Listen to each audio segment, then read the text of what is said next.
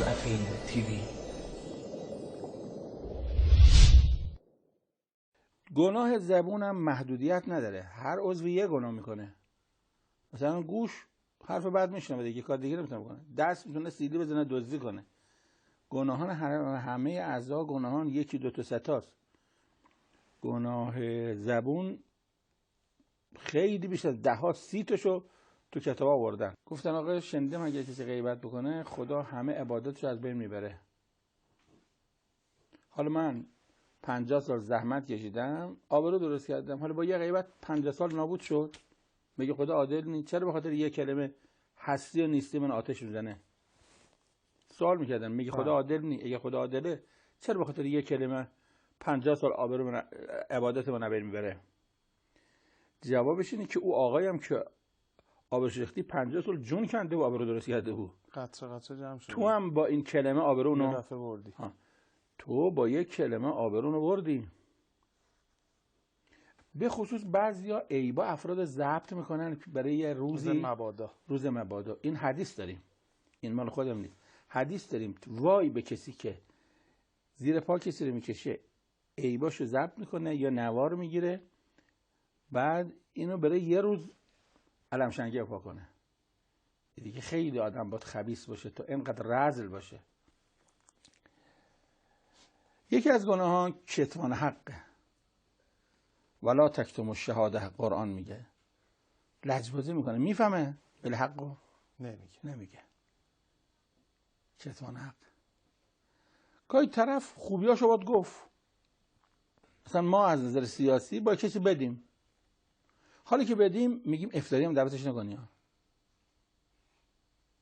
افطاری هم دعوتش نکنی. سخنچینی، همازن مشاء به نمیم، نمامی.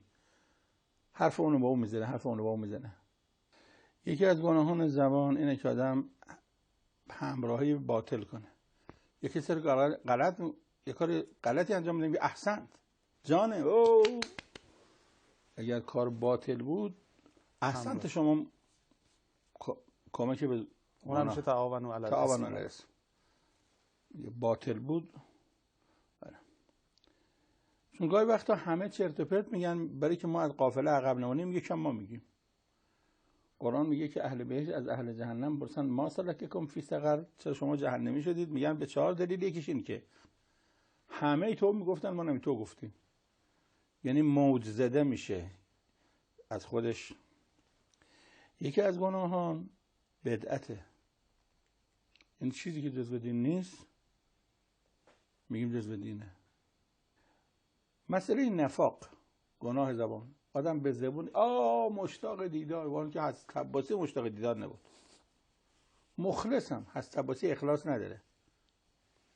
دلتنگ شما شده بودن، دروغ میگه. چرا؟ خب بعضیا ممکنه الان بگم مثلا این مخلصیم شاکریم اینا هم که میگه تعارفات مرسومه. به هر حال ببینید تعارفام، ببینید اتقوا الکذب جده و هزله. تعارف هم نمیشه که. مادر یه آقای مرد. بله. این آقا از مریدان یکی از مراجع بود، یکی از علما بود. دفتر آقا نوشت که خبر فوت والده شما رو به حضرت آیت الله دادیم، ایشون به شدت ناراحت شد. اومدن که آقا امضا کنه، گفت من به شدت ناراحت نشدم. این دروغه. عجب. دروغ نوشتن مثل دروغ گفتن مونه. هم دروغ نوشتن حرامه، هم دروغ گفتن. گفت چی؟ گفت برید عوض کنید، من امضا نکنم. نامه رو عوض کردن، نوشتن خبر فوت مادر شما رو به آیت الله عظمای فلانی گفتیم، ایشون ناراحت شد. این کلمه به شدت ناراحتشو به شدت رو برداشت. به شدت رو گفتن ناراحت شد. اومد امضا کنه، خودی فیک گفت نه من ناراحتم نشدم. چون سنش 90 سال بود دیگه. 90 سال وقتشه، وقت مردن. حالا البته 90 سالا تو تلویزیون میگن ان شاءالله خودت بمیری. ان شاءالله 90 سالام عمره. آخه من وقتشه. هر چی 90 ساله با تلویزیون میگن ان شاءالله خودت بمیری. ان شاءالله شما زنده باشی، عمر با عزت. نوشتن که خبر فوت مادر شما رو به ایشون دادن، ایشون تسلیت گفت حالا درست شد.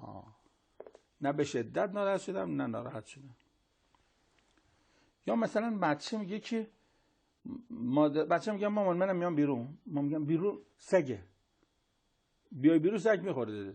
خب این نه نمیتونه بگی. لااقل بگو شاید سگ باشه. اگر بیای بیرون من از سگ میترسم. نگو سگه، بگو اگر بیای بیرون من از سگ میترسم. خدا رحمت کنه آقای پرورشو. خدا رحمتشون کنه. تشریف بردون منزل ما، مثلا قرار ساعت 6 بود. ایشون زودتر آمد منزلمون و نشست و من بعد چند دقیقه آمدم. گفت آقای قرطی چرا دیر کردی؟ گفتم مثلا تو ترافیک بودم یه عذر گفتم. گفت یه سوال میکنم، اگر با امامم ملاقات داشتی دیر میکردی؟ گفتم نه. گفت اگر با رئیس جمهور ملاقات داشتی دیر میکردی؟ گفتم نه. گفت پس پیداست منو برام ارزش قائل نیستی، چون اگر یک کسی مشهورتری بود سر وقت میرفتی. پیداست چون من یک دبیر هستم سر وقت نیومدی. گفتم معذرت میخوام، از نصیحتتونم متشکرم. مسخره لا یسخر قوم من قوم. قرآن میگه چرا مسخره کردی؟ شاید او از تو بهتر باشه. دروغ خیلی گناه مهمیه. شاید بشه گفت که خود دروغ کلید خیلی از گناهان دیگه است. مسئله عیبجویی، ویل لکل همزة لمزة. آدم با چشم و ابروش، با نیشش، غنا، آهنگها، خوندنهای تحریک آمیز، فحش و خشونت، افشای سر، یه سری افشا میکنی، افشای سر، مدح نابجا. اذا مدح الفاجر، حدیث داریم اگر یه آدم فاجری ستمگری ستایش شد و تعریفش کردی اهتز عرش الله، عرش خدا به لرزه در میاد. مزاح نابجا، گاهی وقتا یه کسی رو آبروی کسی می‌ریزم، یه شوخی کردم، ببین حالا یا شوخی کردی یا جدی.